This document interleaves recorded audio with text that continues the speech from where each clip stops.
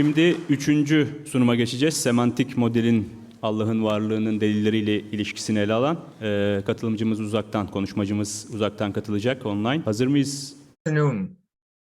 Hello, can you hear us? I can hear you loud and clear. Okay, we are just listening to you. Thank you very much. Welcome. Okay, thank you all. First of all, thanks for having me. And secondly, I have to mention that unfortunately, I was not able to join in person today because of other obligations that I could not reschedule. But it's great to be here today to present to you my semantic argument and also its implications for the likelihood of the existence of God. Let me start with a definition, okay? A universal property is a property that everything that exists has. So examples include such formal properties as being an object or being identical to itself. Now, I will define formal in what follows. As said, my argument, my semantic argument, is a claim that there are no universal non-formal properties. So I claim that for each non-formal property, there must exist an object that lacks that property. And what I will do, I will show my argument, and I will also show how its conclusion renders it likely, or at least significantly increases the likelihood that God exists. And here I understand God as a personal being that is the first cause of the world. That is to say, God is a personal first cause. Okay. So we need some stage setting, obviously. First of all, we talk about objects. So the world is a collection, a class of objects. And an object is something that exists, such as a table, an electron, a tree, a tiger, a human being, and God, if God exists. So everything that exists is an object. Now, surely objects have properties. John is a man, and John's bike is red. So being red, being a man are properties. So we have objects and we have properties. Now, a property is formal if and only if all objects in all possible worlds have it. So not just in our world, not just in the actual world, but in all possible worlds, including all non-actual worlds. So for example, as I mentioned, being an object surely is a formal property. Everything is an object in all possible worlds. And also being self-identical is a formal property. Everything in all possible worlds is identical to itself. But of course, things like being a man or being red are non-formal properties, because there is at least one possible world in which at least one object is not red or not a man. So what is my claim more precisely? Well, my claim is that there are no universal non-formal properties. That is to say, if a property P is such that some object in some possible world lacks P, then actually there is in fact an object in the actual world that lacks P. That is my claim. And this is a substantial claim, because what I claim is modal collapse for lackings. I claim modal collapse for lackings. Possible lackings are actual lackings. If there is just some object in some possible world that lacks P, then there must be an object in the actual world that lacks P. That is my claim. Now, to be precise, scope of my claim is a bit limited. I do not consider negative properties, such as being not red. Also, I do not consider relational properties, such as being located to the north of Paris. I focus on the scope of positive intrinsic properties. So my claim is scoped on the collection of positive intrinsic properties, which is still a quite large collection, okay? Now, each property corresponds to a concept. The property being red corresponds to the concept red. And each concept has a reference. So the reference of the concept red is just the collection of all red objects in the actual world. Now, two concepts are identical if and only if they have the same meaning. So object and entity are identical concepts, which is all quite straightforward, right? Now we have complex concepts, and we have indeed concepts like unicorn or fiction or red table, and complex concepts all consist of subconcepts. So the complex concept of unicorn consists of the subconcepts of horn, forehead, and horse. The complex concept of red table consists of the subconcepts of red and table, and so on. Now, a simple concept is a concept that is not complex. For example, the concept of red or the concept of object. These are simple concepts. They do not have subconcepts. So, in general, what we can say is this. Subconcepts can themselves be either simple or complex. Hence, we can recursively unfold a complex concept into a collection of simple concepts. So we can take a complex concept and unpack the complex concept all the way down, ultimately, to a set of simple concepts. Now, this machinery I all need for the argument. I need more. I need a bit more. In addition to a reference, concepts also have a reference set. So, for example, the concept of being red surely has a reference, right? The reference of the concept of being red is the collection of all red things. But now I introduce a new concept, if you want, the concept of reference set. Now, how do I define the concept of a reference set? Well, the reference set of a simple concept is just the reference of that concept. So, for example, the reference set of red is just the reference of red, and therefore the set of all red objects.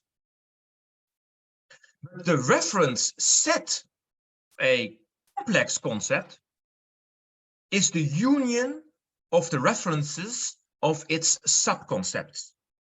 So, for example, the reference set of red bike is the set of all red objects and all bikes. It contains also, for example, red tables, and it will contain blue bikes. So whereas the reference of red bike is just the collection of red bikes, the reference set of red bikes is the union of the reference of red and the reference of bike, and therefore it is the set of all red objects and all bikes. So I hope you see the distinction between reference and reference set of concepts. Now, as we all know, and Frege has taught us, surely different concepts can have the same reference, right? For example, animals having a heart and animals having a kidney are different concepts. They have different meaning, yet each animal that has a heart has a kidney and vice versa. So the reference of these two concepts is in fact the same. So sameness of reference does not guarantee sameness of concepts. That's important. Now, what I claim, and this is my core premise, so this is the core premise of the semantic argument, I claim that different concepts cannot have the same reference set. That's what I claim. So sameness of reference set does in fact guarantee sameness of meaning. As an example, take again these two concepts. Animals having a heart and animals having a kidney.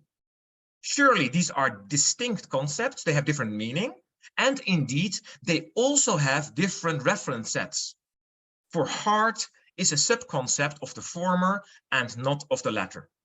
So the reference set of both concepts are indeed not the same.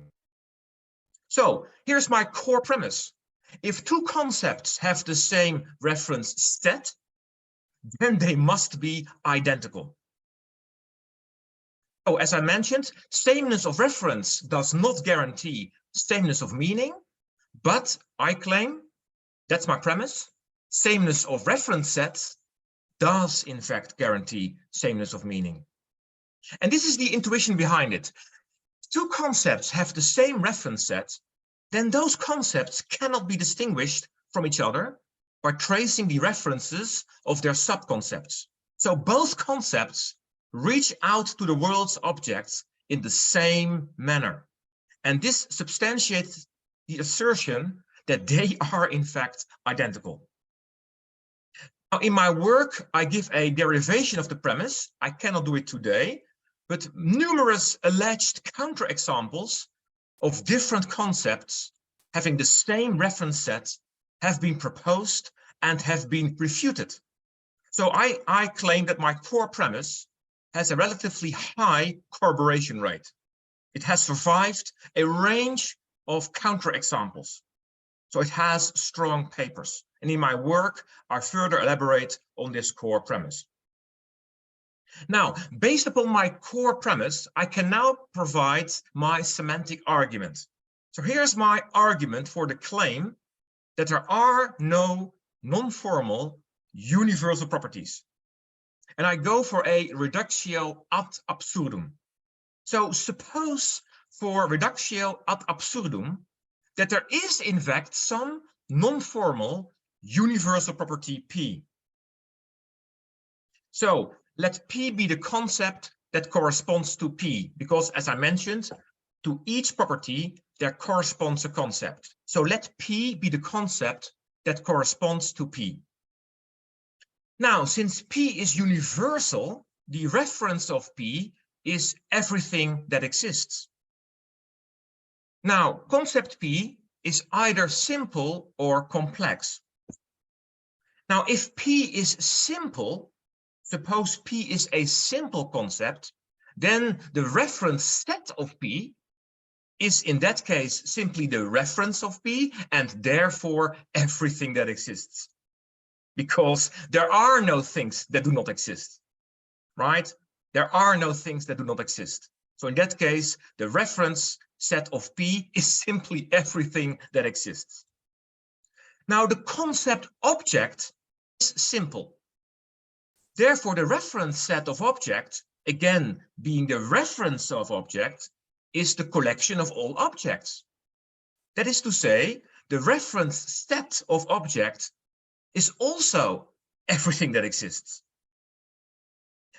Therefore, since P and object is the same reference set, P and object must have the same meaning.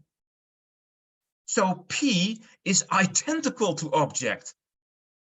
But since P was the concept that corresponds to the property P, it now follows that the property P must be the property of being an object. However, we assumed for reductio that P was non-formal. But now it appears that P is the property of being an object. But the property of being an object is a formal property. It holds of all objects in all possible worlds. So now we have gotten a contradiction. We have arrived at a contradiction. So let's now evaluate the other horn. If P, on the other hand, is complex, then P, of course, is the conjunction of two or more simple subconcepts. Now again, since P corresponds to the universal property P, the reference of P is everything that exists. But then, since P is a conjunction of simple subconcepts, the reference of each simple subconcept of P is also everything that exists. So in the conjunction, the reference of each conjunct, the reference of each simple concept must also be everything that exists, because else the reference of the conjunction would not be everything that exists.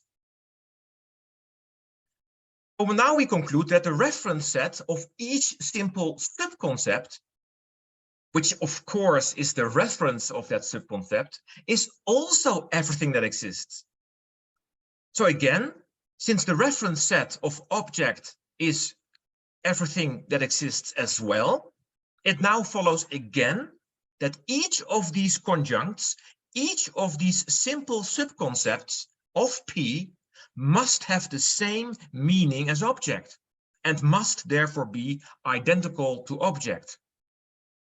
Then P was the conjunction of these simple concepts. So therefore P, as being the conjunction of these simple concepts, must also be ultimately identical to object, because all these conjuncts, all these simple concepts are identical to object. So P itself, as being the conjunction, must also be identical to object. And therefore, again, it follows that P is the property of being an object.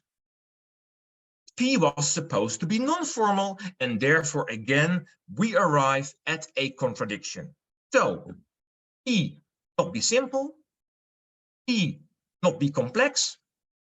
Therefore, since there are no other possibilities, we now have a contradiction at large, and now the conclusion that there are no non-formal universal properties has been derived.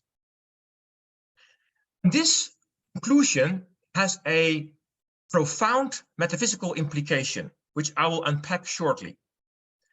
But before I do that, before I show the implications of this conclusion, let me just briefly show you some of the arguments from tradition that have arrived at the same conclusion. So we have a weight of tradition. Throughout history, many philosophers from various traditions have indeed affirmed that reality is grounded in opposites. But then there are no universal properties. We find this in Heraclitus, who teaches that nature is a harmony or unity of opposites. But then, of course, there are no universal properties. And also Aristotle affirms on the cosmos that nature, in fact, loves opposites. And in his rhetoric, he asserts that if something is possible, its opposite must also be possible. And since on Aristotle, all potentials are ultimately actualized, it also follows on Aristotle that all actualities must have opposites. And therefore, also on Aristotle, there are no universal properties. So Cicero argues the same, his Nature of Gods. He also argues that nature is constructed in such a way that everything has its opposite. And also Epicurus has the same view. He calls that the principle of isonomia, or equal distribution. And even Spinoza asserts determinatio negatio est. Determination is negation. To exist, to be determined, to exist is to negate. So for something to exist, its opposite must also exist. Therefore, of course, also later on Hegel affirms his dialectics that reality indeed ultimately unfolds through opposites. Even modern speculative postmodernists hold that reality is grounded in differences. So the claim there are no universal properties has a weight also of tradition. Now, let me now discuss with you the implications of the conclusion of my semantic argument, that there are no universal properties. There are many implications. So, for example, not everything is water, because being water is not universal. Not everything is fire, not everything is earth, right? Not everything is a monad.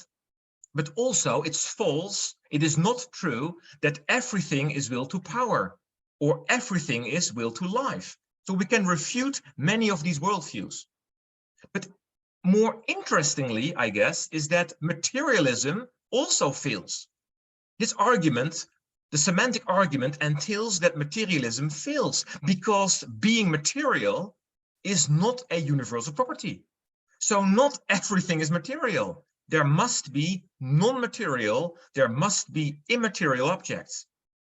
And the same holds for physicalism, naturalism.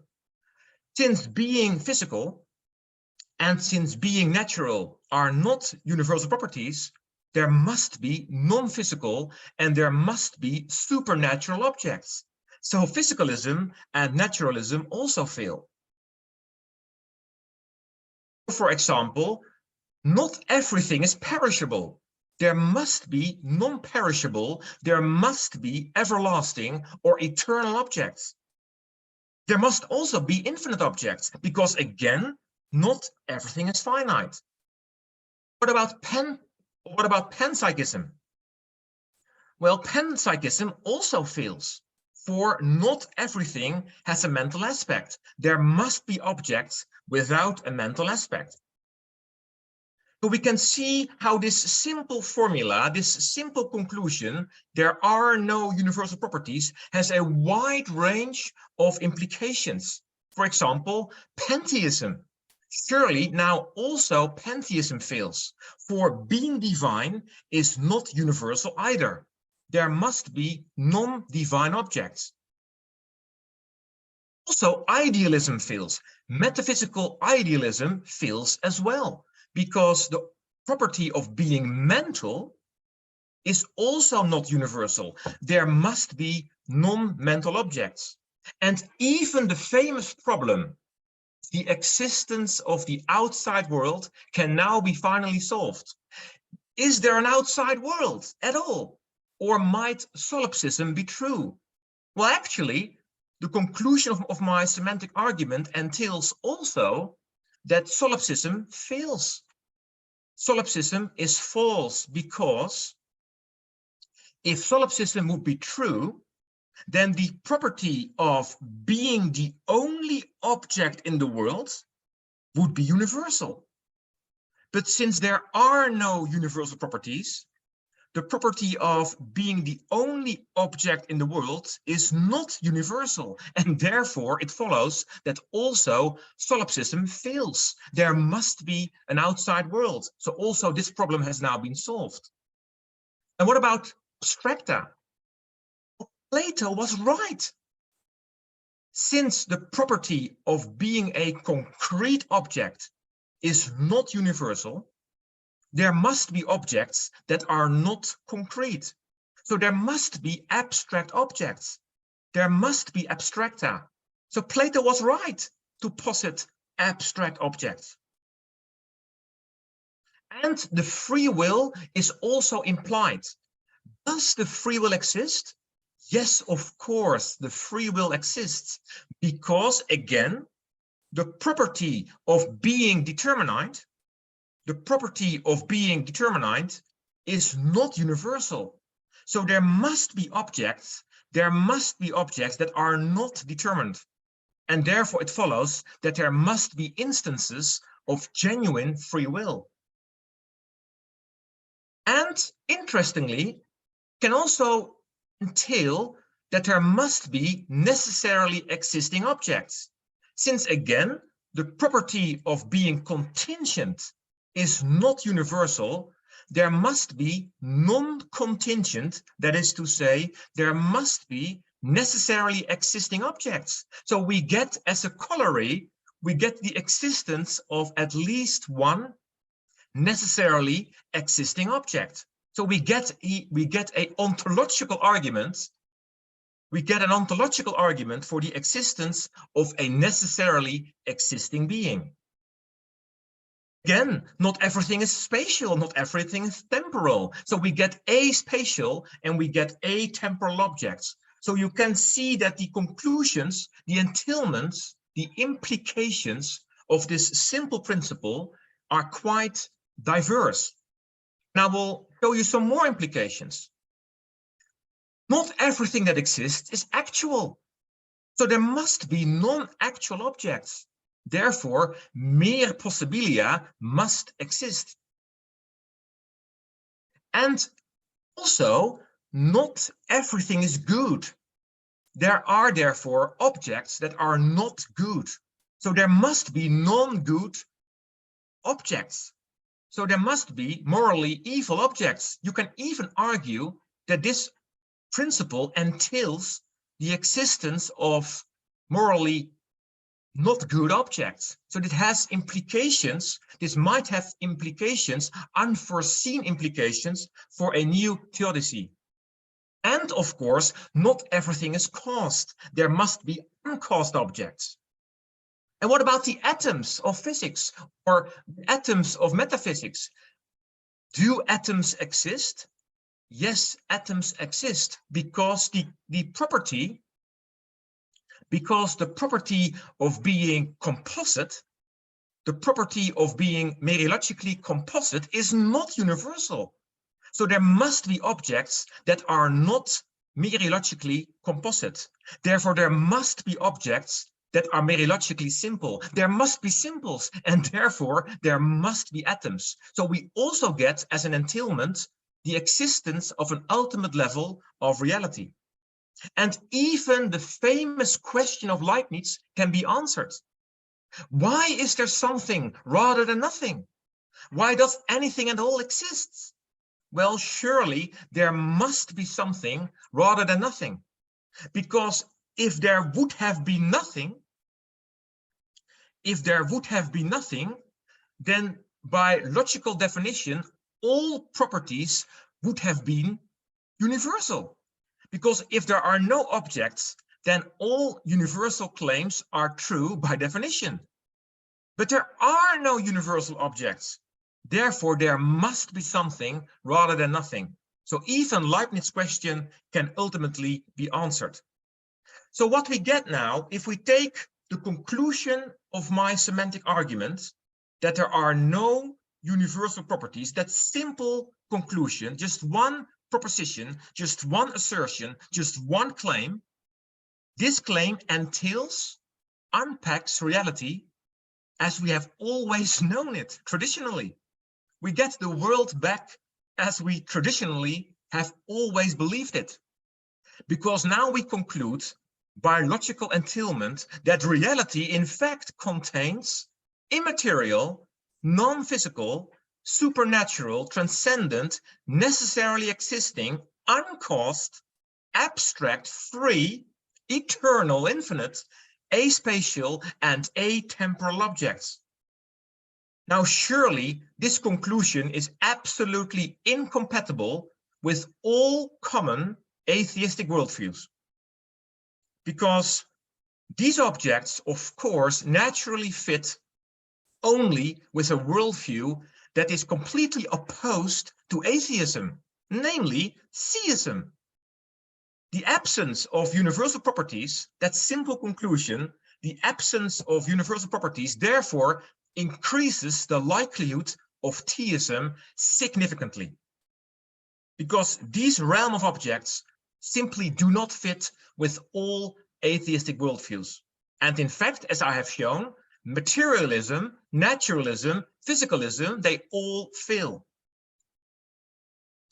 So I guess by now the receipt for deriving further corollaries of interest to long-standing debates in metaphysics will be clear enough.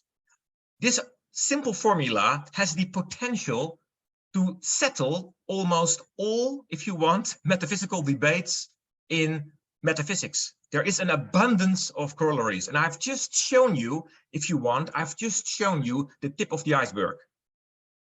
So the conclusion of my semantic argument that there are no universal properties begins to reveal itself as a theory of everything.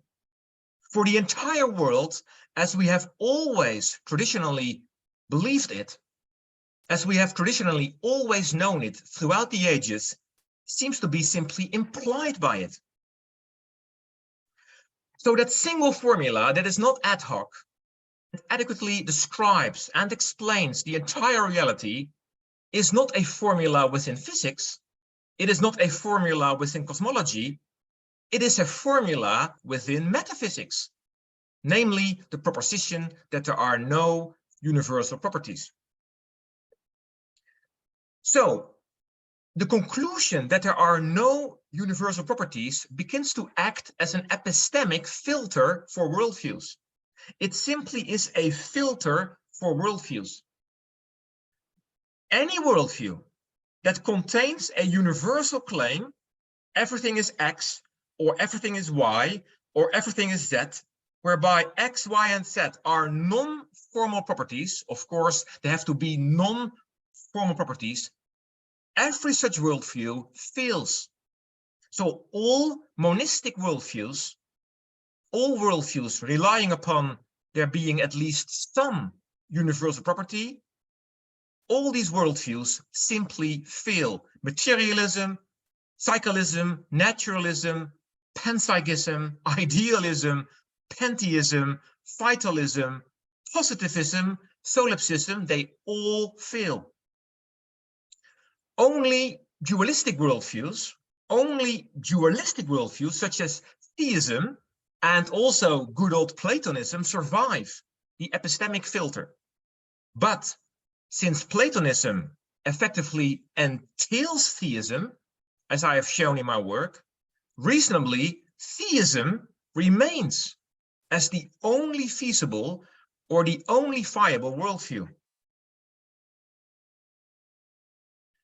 So what do we see? What do we learn? Well, there are no universal properties. So being, the world or being, cannot be restricted. Being always slips away from any compulsive everything is X corset. That is to say, being simply cannot be squeezed into any universalist mold. In other words, being cannot be squeezed into a universalist mold, and therefore being ultimately is radically free. So the ultimate truth of being is therefore freedom.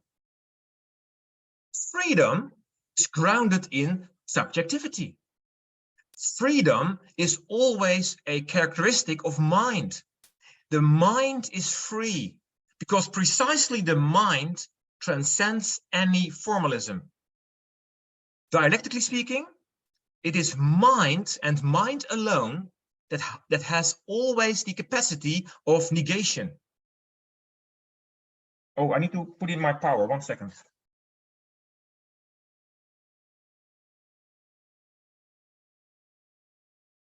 Okay, I'm back.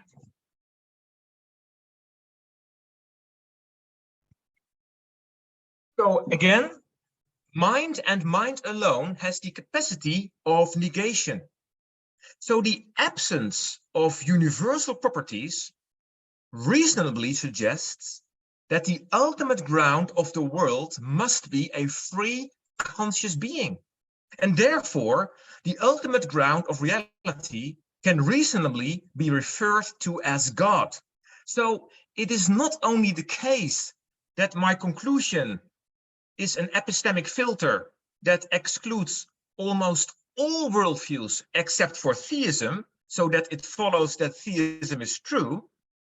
It also shows that if we reflect on the consequences of the principle and we understand what it is saying about being, that we conclude that being is ultimately free and therefore subjective and therefore ultimately grounded in a free conscious being.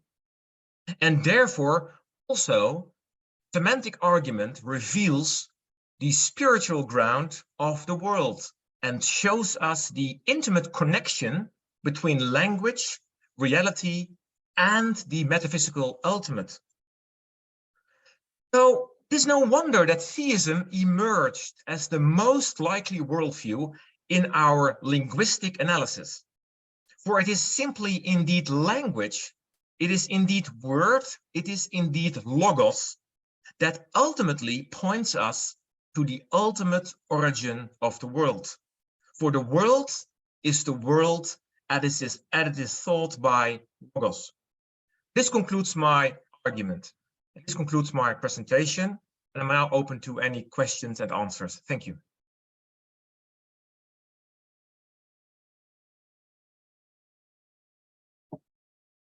Thank you, Emanuel, for the insightful speech. Are there any questions? Yes, please, Mr. Swinburne. Can we hand the microphone to Mr. Swinburne? Yeah. This is to start with just a question for exposition. Please could you remind us if the reference set of a simple property is those objects in any actual or possible world which have it? Yes. So the reference or reference set is a simple concept, and also the reference or the reference set of a complex concept pertain to the actual world. Only in the actual world. Yeah, so I claim that if we confine ourselves to the actual world, that we, in the actual world, can show that sameness of reference sets, not sameness of reference, sameness of reference sets will guarantee sameness of meaning in the actual world. That's all I need. My argument, ultimately, although I invoke modal notions, my argument, ultimately, is only an argument for the actual world. So I show that in the actual world, materialism fails. In the actual world, physicalism fails. Yeah. That's what I'm doing. Did you use the phrase sameness of meaning in the actual world is what you established? Yes, so if two concepts have the same reference set, then I guarantee it only follows that in the actual world, these two concepts have the same meaning and therefore are identical. Yes. It's a very odd sense of meaning because the notion of meaning, the question arises once you have a notion of meaning, whether it applies to anything or not. You can have a perfectly clear understanding of meaning without a view of whether there is anything to which it refers. Now, you have a certain definition of a reference set of a complex set, but even in the case of a simple set, could not there be a concept which designates the actual reference of a color which is experienced by no one, but you could say which color you are referring to by saying what are the brain states which would lead someone to have that color experience. And therefore, here we have a simple concept which refers to nothing in the actual world, but the meaning is given by its reference in the possible world. Yes, but I'm not sure whether that would be a problem for the argument if such a situation would occur. So the simple concept of being read. So I claim, for example, that if we have a first order language in logic on our actual world, and we have a list of all concepts of our actual world in first order language, that concepts like red, blue, but also object would be simple. These would be simple concepts. And they would have a reference, right? They would have a reference. And the reference of all these concepts in the actual world could be empty. So if there are no red things in the actual world, then the reference of the simple concept of being read would be empty. But still, there would be a meaning to being read in the actual world. It would not be problematic for such concept to have a meaning. So my argument just ultimately is a claim on the collection of all these concepts of this first order language. So if we fix any first order language of the actual world and we have all these concepts, then I would just claim if you take any of these two concepts, the reference is properly defined, vrege. The meaning is also properly defined, vrege again. We have meaning and reference, have we? Vrege. So I work with these Fregean notions of meaning and reference. These are unproblematic in the actual world. And then I just make the assertion that if you compute the reference sets of these both concepts, and they happen to be equal, so if the reference sets are equal, then my claim would be, you will see that these two concepts will have the same meaning. They are actually, in the actual world, indistinguishable from each other. So what Frege always did was to say, if two concepts have the same reference, then sameness of meaning is not guaranteed. That's fine. But now I claim that if we have the sameness of reference sets, then in the actual world, equality of meaning is guaranteed. Now, this principle does not apply to all possible worlds. Take, for example, a possible world in which we have just one golden atom. So take a possible world with just one golden atom. Now, surely in that world, sameness of reference sets does not entail sameness of meaning, because in that world, gold and atom would have the same reference set, but they would surely not have the same meaning. So it's quite remarkable, I would argue. It's maybe even striking that if we limit ourselves to the actual world, that now precisely in the actual world, my principle seems to hold. So that precisely in the actual world, it happens to be the case that sameness of reference sets entails sameness of meaning. And in all other possible worlds, that principle fails. That seems almost like a fine-tuning, a different kind of fine-tuning that we are now encountered with, right? And the fact, and then I will stop, Mr. Swinburne, the fact that the core premise logically entails that there are no universal properties, which has just striking consequences, as I have shown, for me, honestly, in itself is almost a sign of some, transcendent influence. So I think this is a quite interesting argument that would also, would be interesting to further explore. Thank you.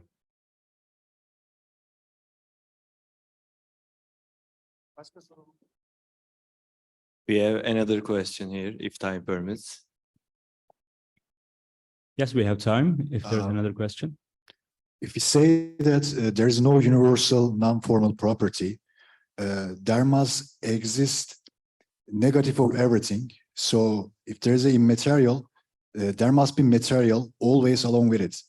So the argument implies that the material universe have always existed along with the God, I think. And doesn't it a problem for classical theism? So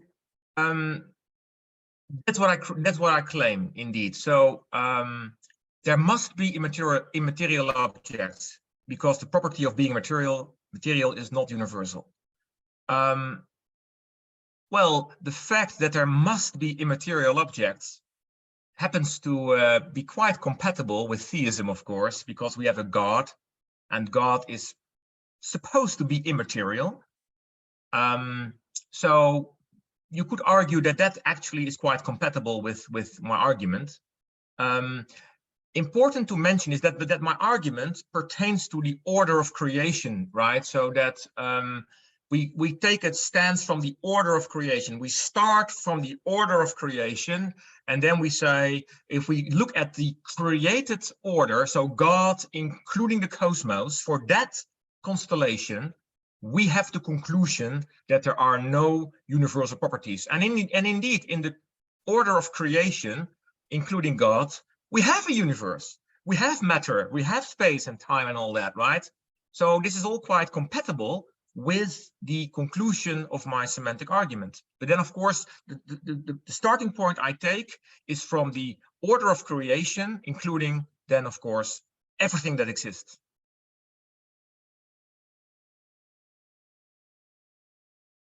Thank you. Another question?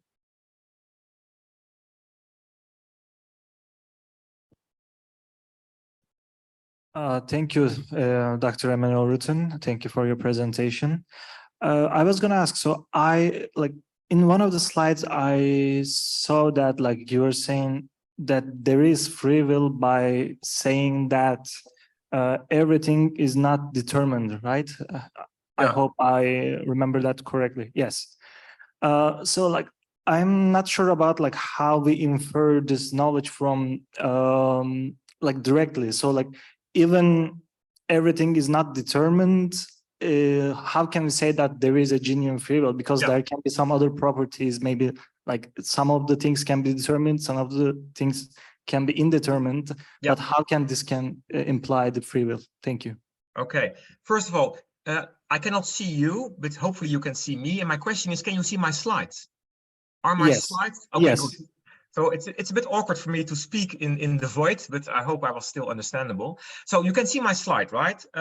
So on this bullet, I have that. So not everything is determined. So the property of being determined is not universal. So there must be non-determined objects. Now, as I mentioned on the slide, in my work, 2012, I argue that objective randomness is impossible. So in my book, A New Case for Theism, I argue that randomness is an epistemic feature and not an ontological feature. So randomness is just epistemic. It is not in reality. So now, if we take this conclusion, and if we now accept that there must be objects that are not determined, and also not random, because there is no objective randomness, I argue the only option that survives is a genuine act of libertarian free will. If it is not determined, if it is not random, then there must be, in fact, here an act of free will, libertarian, and even libertarian free will. So that is my argument. There must be at least one action of libertarian free will. Therefore, it follows that there must be genuine free will. I see. So like anything what we call the randomness or the random is actually, you mean, determined by some free will. Do I understand correctly? Yeah, so if free will exists, well, let me say it like this. So independently from this argument, I argue that what we call randomness is in fact a consequence of our epistemic shortcomings.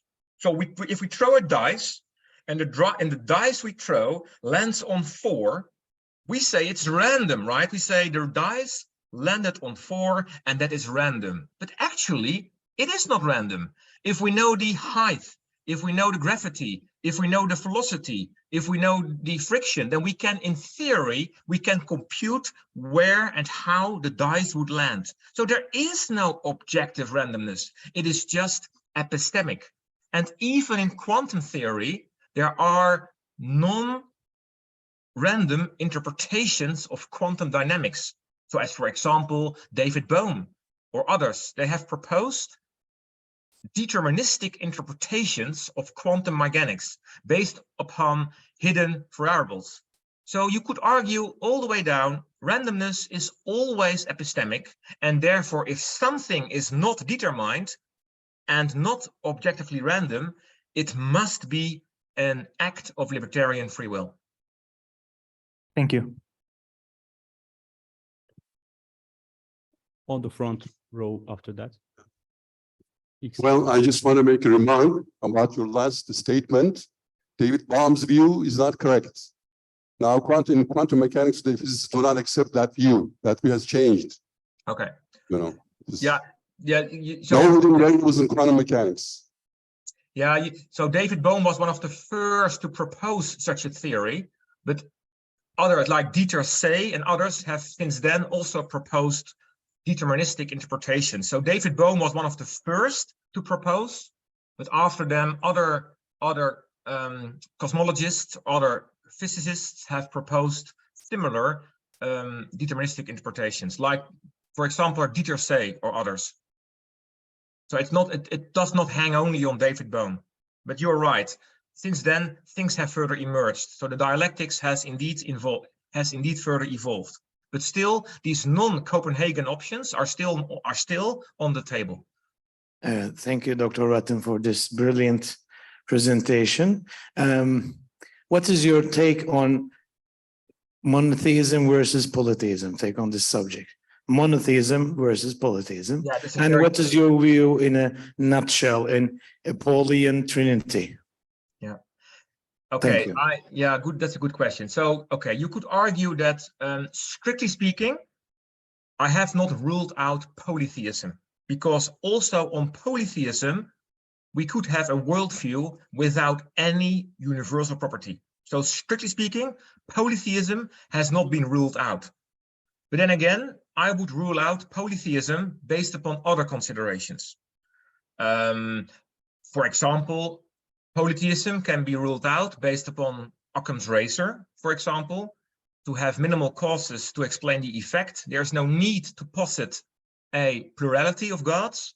And if there is no need to posit a plurality of gods, by Occam's razor, you can posit one God.